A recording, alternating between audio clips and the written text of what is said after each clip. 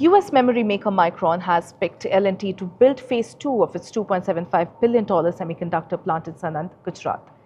And the switch comes after operational delays and friction with Tata Projects, which is the contractor that built phase 1.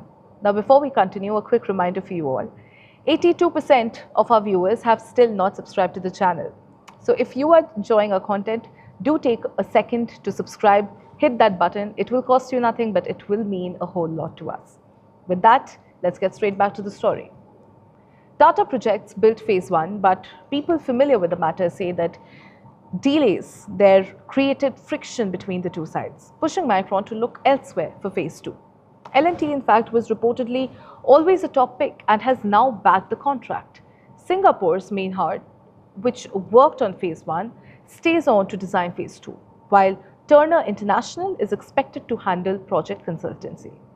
Now, one semiconductor consultant framed it as a strategic execution call rather than any reflection on Tata Projects' actual performance.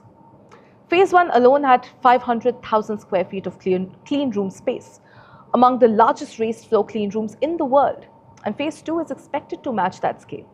Design work reportedly is underway now, with construction set to begin once phase 1, which is already in the commercial production, is fully wrapped up. Now, across both these phases, the project's combined cost of $2.75 billion is split between Micron's own $825 million and support from the central and Gujarat governments.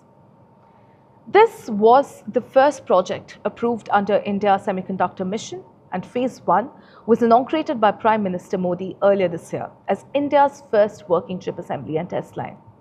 Since Micron's original 2023 announcement, 7 more assembly and test projects have reportedly been approved under the mission, which is, in fact, a direct ripple effect that analysts trace back to this one plant.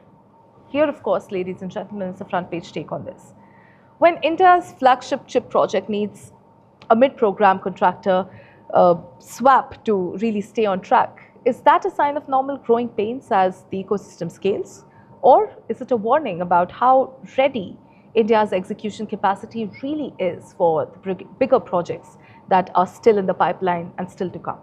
Let us know what you think in the comment section below. This, ladies and gentlemen, is Front Page by AIM Network. Like, share and subscribe, and always remember, think AI, think AIM.